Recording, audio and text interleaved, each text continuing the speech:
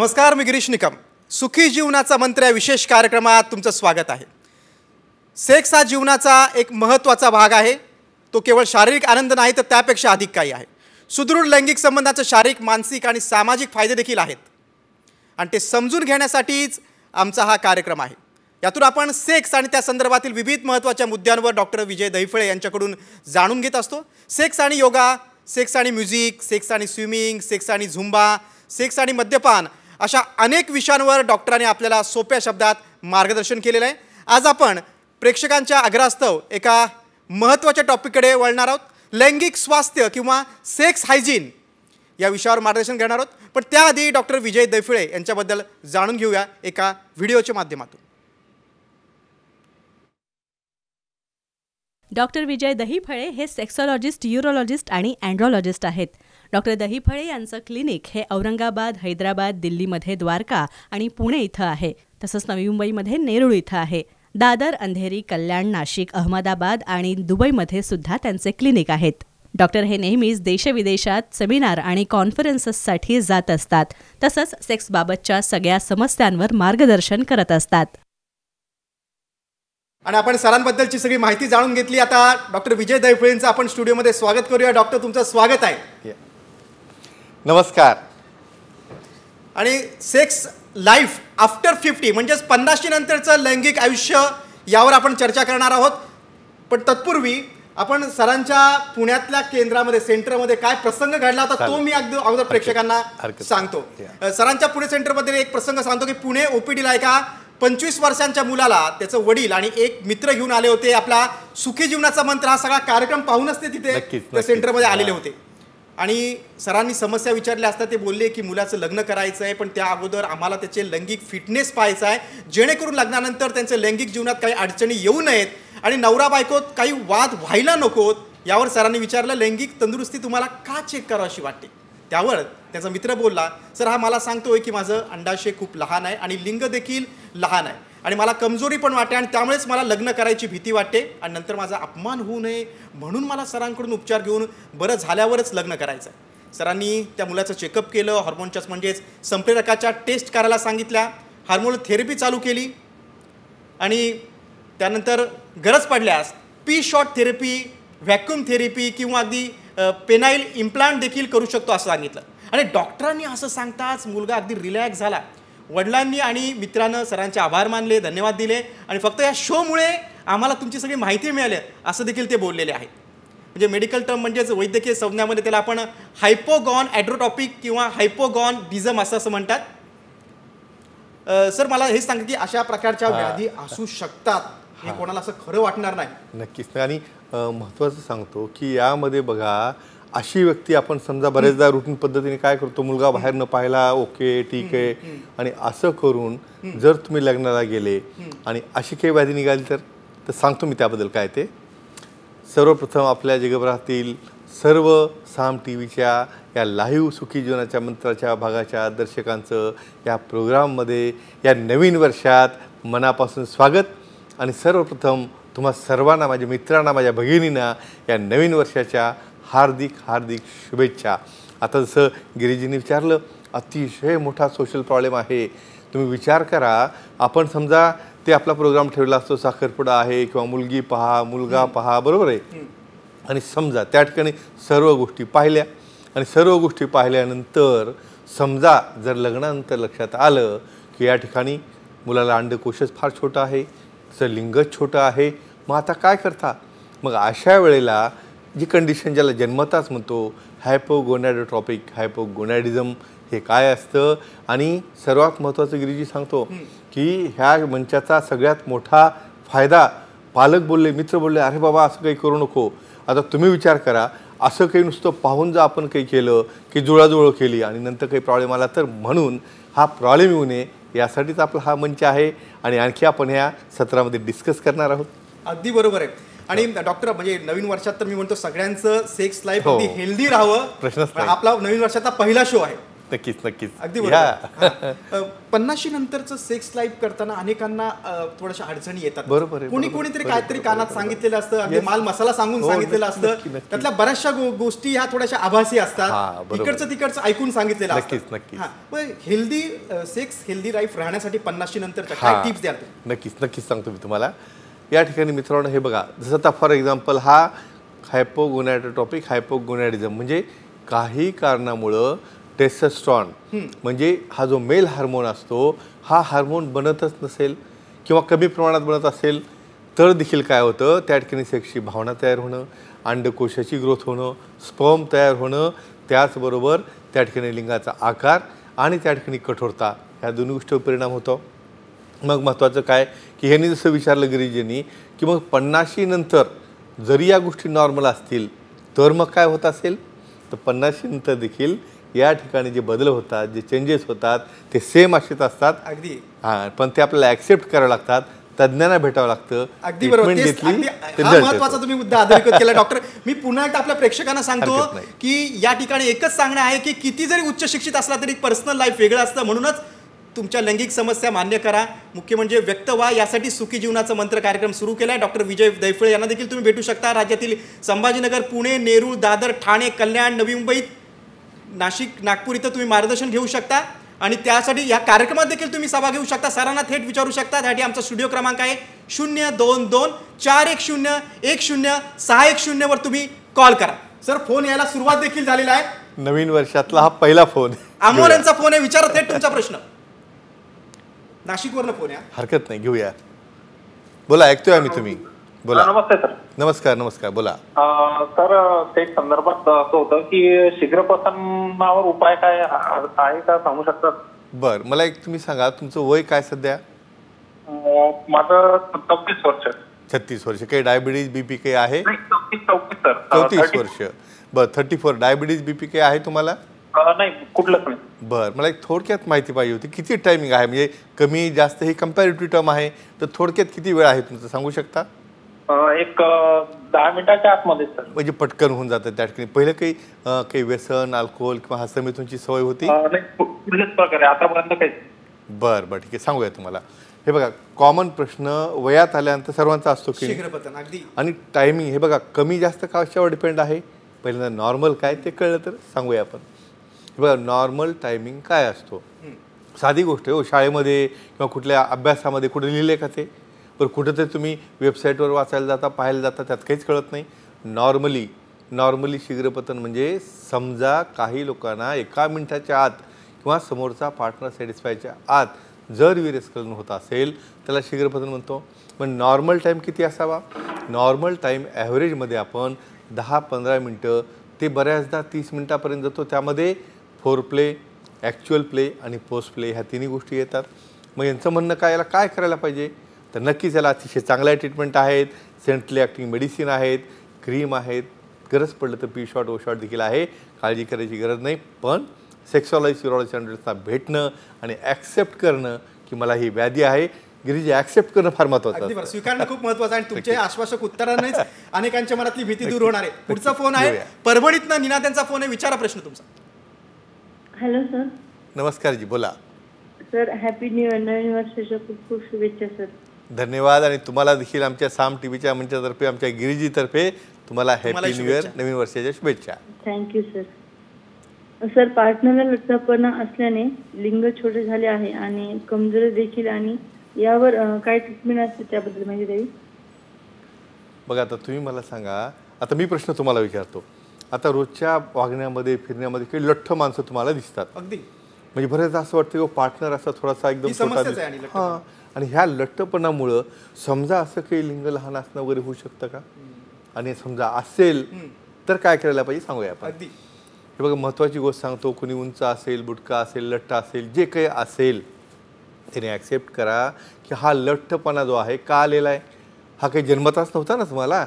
Lifestyle आहे, खाण्याच्या सवयी आहे, त्याचबरोबर काही स्मोकिंग, ड्रिंकिंग, अल्कोहोल अशा काही सवयी, आणि एक्झरसाईजचा एकदम तुम्हाला अभाव आहे. ना योगा, ना एक्झरसाईज, ना प्राणायाम, काहीच नाही. काय होतं लठ्ठपणामध्ये? फॅटची मात्रा किंवा ओबेसिटी आल्यामुळं त्या ठिकाणी टेस्टोस्टेरॉनच्या मात्रा कमी व्हायला लागतात, इस्ट्रोजनच्या मात्रा वाढायला लागतात. पोट बाहेर आल्यामुळं लिंगाचा भागामध्ये आकुंचन पावला जातो आणि आकुंचन पावल्यामुळं लिंगाची लेंग्थ कमी होते.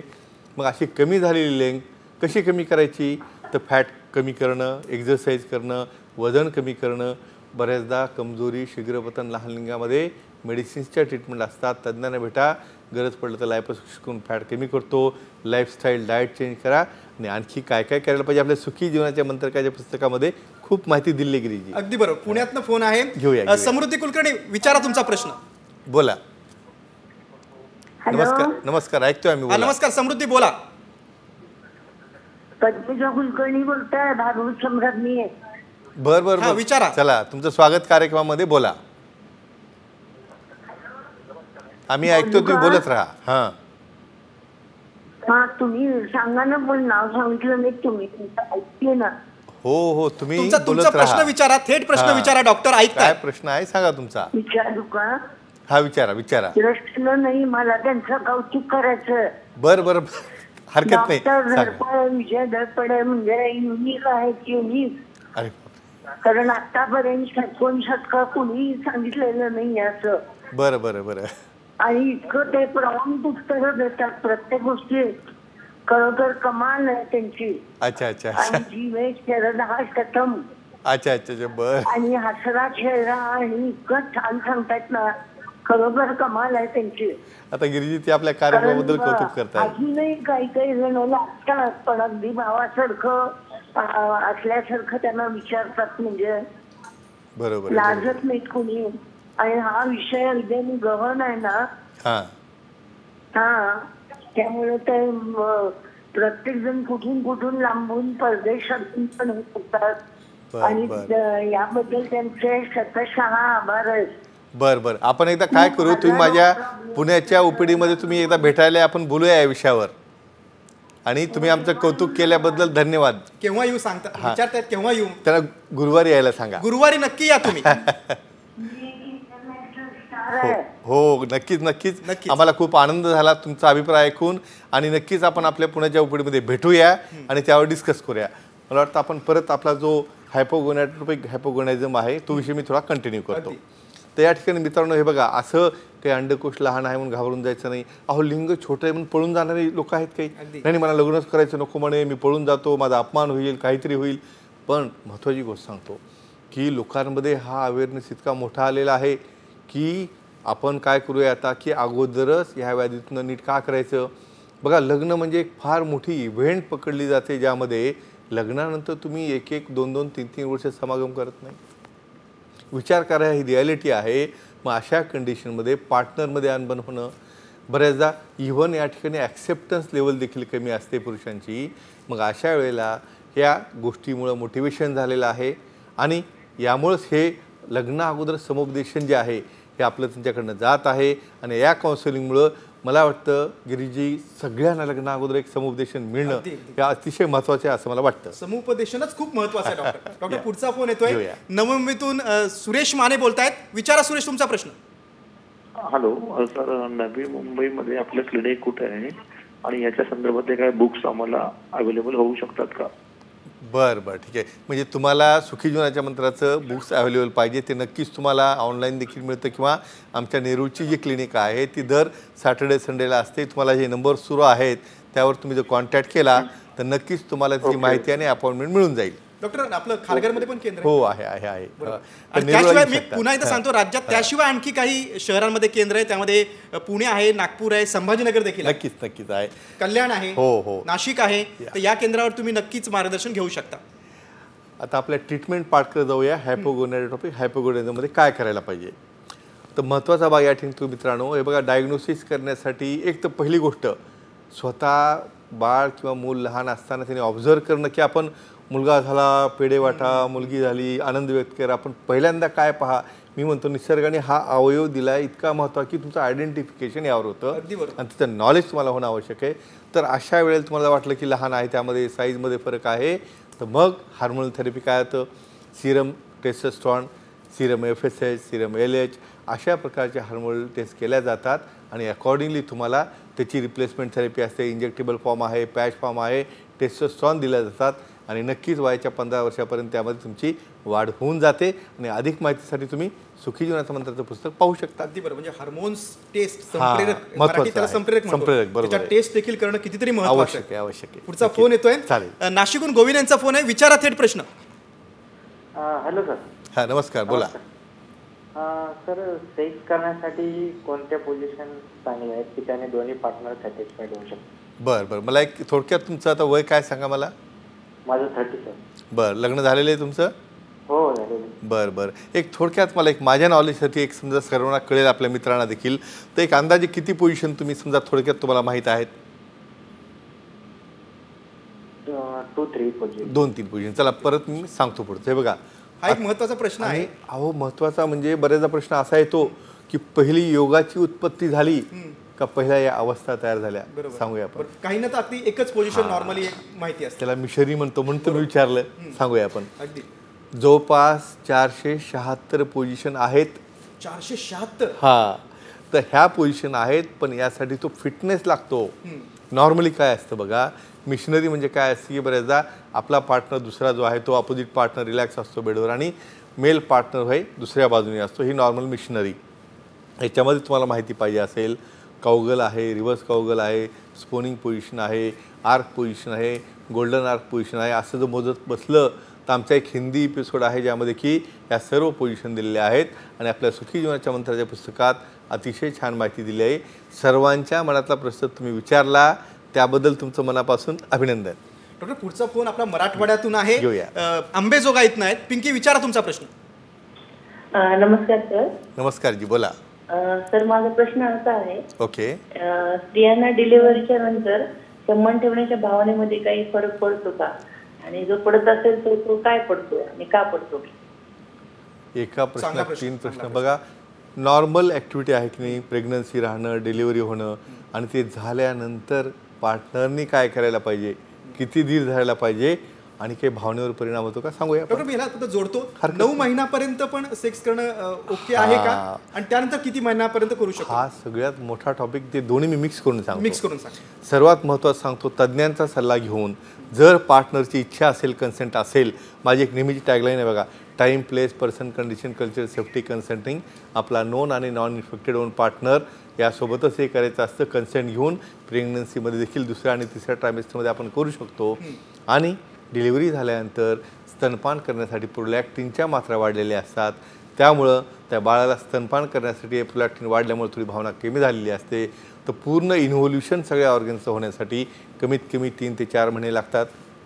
या पिरियडमध्ये तुम्ही विचाराल पार्टनरनी काय करायचं, थोडा धीर धरायचा, बाळाचं संगोपन आहे. आणि तुम्हाला एक महत्त्वाची गोष्ट सांगतो, अहो ॲक्ट करणं म्हणजेच काही सगळं नसतं. एक सेन्शुअलिटी आहे, सेक्शुअलिटी आहे, एक जवळीक आहे. अहो त्या आनंदामध्ये तुम्ही संमिश्र व्हा, नंतर तुमचं आयुष्य जे आहे दोघांना एकत्र येण्यासाठी त्या ठिकाणी आहेच. आणि त्यापेक्षा जास्त पिरियड जात असेल तर तज्ज्ञांकडनं हार्मोन थेरपी घेऊन आपण त्याला उपाय करू शकतो. छान प्रश्न होता. अगदी बरोबर, चांगला प्रश्न होता. पुढचा फोन येतोय आपल्याला, लगेच घेऊया. फोन खूप येतात आपल्याला. ही आपल्या कार्यक्रमाची ब्युटी आहे. अगदी बरोबर आहे. नाशिकहून संध्या यांचा फोन आहे. विचारा थेट प्रश्न. नमस्ते सर. नमस्ते संध्याजी, बोला. सर, पेनाईल इम्प्लांटने लिंगाचा आकार वाढतो का, याबद्दल सांगा. आता तुम्ही म्हणाल हा पुरुषांचा प्रश्न आहे, मग आपल्या भगिनीने काय विचारला. तुम्ही मला एक गोष्ट सांगा, ही क्रिया बनवताना एकट्यासाठी बनवली कोणाला? नाही. हां, मग आपण असं म्हणू शकतो का हा पुरुषांचा विषय आहे, म्हणजे फक्त पुरुषांसाठीच असं काही? अजिबात नाही. हे निसर्गाने बनवतानाच दोघांसाठी बनवलंय. सांगूया आपण. हे इम्प्लांटबद्दल विचारताच सांगतोय. हे बघा काय होतं माहिती का, वेदर साईज मॅटर्स. हे साईजचा काही संबंध असतो का? असतो. तुम्हाला सगळ्यात महत्त्वाची गोष्ट सांगतो की बऱ्याच जणांमध्ये छोटं लिंग असणं, कमजोरी असणं, काही जणांना डायबिटीस आहे, BP आहे, त्यामुळं सप्लाय गेलेला असतो. मेडिसिन काम करत नाही, इंजेक्शन काम करत नाही, काहीच होत नाही. मग पेनाईल इम्प्लांट म्हणजे सिलिकॉनचे बनवलेले हे काही रॉड्स असतात, जी सर्जरीद्वारे आतमध्ये टाकले की तुम्हाला पाहिजे तेव्हा ती कठोरता येते आणि समागम करता येतं. म्हणून नक्कीच इम्प्लांट केल्याने त्या लांबीमध्ये आकारात फरक पडतो. पण अधिक माहितीसाठी तज्ज्ञांना भेटा. अगदी बरोबर. डॉक्टर, आता आपल्या कार्यक्रमाच्या एक महत्त्वाच्या पार्टकडे वळूया. उत्तरार्ध असतो आपला. नक्कीच. हो, पण त्याच्या अगोदर एक आपल्याला प्रश्न द्यावा लागेल ना. अगदी बरोबर. सहभागी होण्यासाठी. अगदी बरोबर आहे. मला विचारू शकता. मी प्रश्न देतो तो म्हणजे महत्त्वाचा प्रश्न आहे की अनेकांना पान सुपारी हो, तंबाखू खाण्याची सवय सिगारेट, असते, सिगारेट आहे, गुटखा, तर खूप गोष्टी गुटखा, आल्या. हे सगळे व्यसन. हो, हा, हो. तर या टोबॅकोचा आपल्या शरीरावर काय कमजोरी निर्माण होऊ शकते का, आणि जर होत असेल हो. तर त्याची ट्रीटमेंट काय? आता महत्त्वाचं सांगू का, आता सध्या सिगारेट पिणं, मग थोडंसं पेय, अशा गोष्टी स्टाईल वाटतं, पण प्रत्येक गोष्ट लिमिटमध्ये असेल तर नॉर्मल आहे. सांगूया आपण. हे बघा, आपण नेहमी म्हण आहे ना आपली, अति तिथं माती. म्हणजे हे बघा, तुमचं व्यसन लिमिटमध्ये असेल, फॉर एक्झाम्पल सिगारेट किंवा टोबॅको स्मोकिंग, काय होतं याने, तुम्ही असं अजिबात समजायचं नाही की ह्या स्मोकिंगमुळं मला रिलॅक्सेशन मिळालं, मी रिलॅक्स झालो, अशा गोष्टी होत नाहीत. या स्मोकमध्ये निकोटीन आहे, कार्बन मोनॉक्साईड आहे, टार आहे, सायनाईड आहे, रक्तवाहिन्या डायरेक्टली ब्लॉक करतं आणि कमजोरी येते. आणि त्याला ट्रीटमेंट आहे, ॲक्सेप्ट केलं तर. आणि अशा पद्धतीने तुम्हाला हळूहळू सिगारेट कमी करत गेलं, गुटखा कमी करत गेला की रिझल्ट चांगला येतो. आणि आता तुम्ही जसं म्हटलं, आपल्याकडे शेवटाकडे जातोय आपण, विनर सांगावं लागेल बहुतेक, सांगावं लागेल मागची नाही, पण अगोदर पहिला विनर सांगूया नक्की. मागच्या वेळेस अभय मुळे छत्रपती संभाजीनगरचे आपल्या सेंटरला आले, त्यांना आपण पुस्तक गिफ्ट दिलं, या ठिकाणी चित्रफितीत पाहू शकता. यांनी पुस्तक घेतलं, आनंद व्यक्त केला आणि आपल्या मित्रांसाठी देखील पुस्तकं घेऊन गेले. आणि असंच तुम्हाला सहभागी व्हायचं असेल तर कोण विनर आहे, तुम्ही चिठ्ठी काढता. आणि बघा, नवीन वर्षाचं गिरीजीच्या हाताने पहिलं गिफ्ट राहणार आहे. वा, हां, ते मिक्स केलं नाही, मला पुढच्या वेळेस मिक्स करून पाहिजे. चालतं. आपण गेलो नांदेडला, संतोष सपकाळ यांचं अगदी मनापासून अभिनंदन. कुठल्या प्रश्नाला उत्तर दिलं होतं ह्यांनी? मागच्या वेळेस प्रश्न होता, प्रोस्टेट जर असेल आणि कमजोरी असेल तर काय करायला पाहिजे. हे बघा, प्रोस्टेटमुळे कमजोरी येत नसते यांनी सांगितलं, पण प्रोस्टेटला चालू असल्या गोळ्या आहेत, फिनास्ट्राइड आहे, काही अल्फा ब्लॉकर आहेत, किंवा दुर्बीण टाकून आपण ग्लँड काढल्यामुळे ती येऊ शकते. तर त्यात काही गोळ्या बदलायच्या, काही ट्रीटमेंट घ्यायची का, तज्ञांना भेटल्यानंतर आपल्याला लक्षात येईल. आणि असं क्विजमध्ये जिंकायचं असेल बक्षीस तर प्रश्न विचारायला आपल्याला नक्कीच विचार तुम्ही. तर समजा स्मोकिंग आहे किंवा टोबॅको आहे, गुटखा आहे, हे खाल्ल्यानंतर जी कमजोरी येते त्याची ट्रीटमेंट देताना काय काळजी घ्यायला पाहिजे, उत्तर तुम्हाला येत्या गुरुवारपर्यंत द्यायचं आहे. त्यामध्ये फोन करा, व्हॉट्सअप करा, मेसेज करा किंवा ईमेल करा किंवा डायरेक्ट आमच्या टीमला बोलू शकता. या ठिकाणी आपल्या चित्रफितीमध्ये काही तुम्ही पिक्चर्स पाहताय, आठवड्यावरची इव्हेंट पाहताय. या नवीन वर्षानिमित्त doctor Ujjwala Dahiphale, aesthetic laser and plastic surgeon यांच्या संकल्पनेतून एक दिनदर्शिका या ठिकाणी त्याचं विमोचन करण्यात आलं आमच्या पुणे येथील सेंटरला. त्या ठिकाणी अर्चना जी आहेत, वाघमारे जे आहेत, अशी पूर्ण मंडळी, चव्हाणजी, सविताजी, या सर्वांनी मिळून आम्ही हे विमोचन केलं. आणि सर्वांसाठी एक प्रकारचं काय म्हणता येईल, एक गिफ्ट म्हणून, जे की आठवण राहावी म्हणून, सुखी जीवनाच्या मंत्राच्या पुस्तकाबद्दल माहिती मिळावी आणि आपल्या या सुखी जीवनाच्या मंत्राच्या शोबद्दल देखील इन्फॉर्मेशन मिळावं म्हणून त्या ठिकाणी एक वंदन करण्यात आलं. परत एकदा हे नवीन वर्ष सर्वांना सुख, शांती, समृद्धी आणि महत्त्वाचं स्वास्थ्याचं जावं असं मी सांगतो. आणि बाकी गिरीशजी, तुमच्याकडे तुम्ही काही सांगू शकता आपल्या दर्शकांना? अगदी डॉक्टर, तुम्ही अगदी तुमचा बहुमूल्य वेळ तुम्ही काढलात, साम टीव्हीच्या स्टुडिओमध्ये आलात आणि अत्यंत महत्त्वाच्या विषयावर तुम्ही मार्गदर्शन केलं, त्याबद्दल अगदी मनपूर्वक धन्यवाद. हेल्दी सेक्स लाईफमध्ये तुमच्या चांगल्या आरोग्याचं बीज असतं आणि त्यानं तुम्ही आनंदी आणि अधिक एनर्जीने तुमच्या क्षेत्रात कार्यरत राहता. त्यामुळे कुटुंबातील कोणत्याही वयोगटातील व्यक्तीच्या लैंगिक जीवनाबाबत तुम्हाला काही प्रश्न असतील तर तुम्ही डॉक्टर विजय दहिफळे यांचं मार्गदर्शन घेऊ शकता. आता इथेच थांबूया, पुन्हा भेटूया नवीन विषयांसह. तोपर्यंत नमस्कार.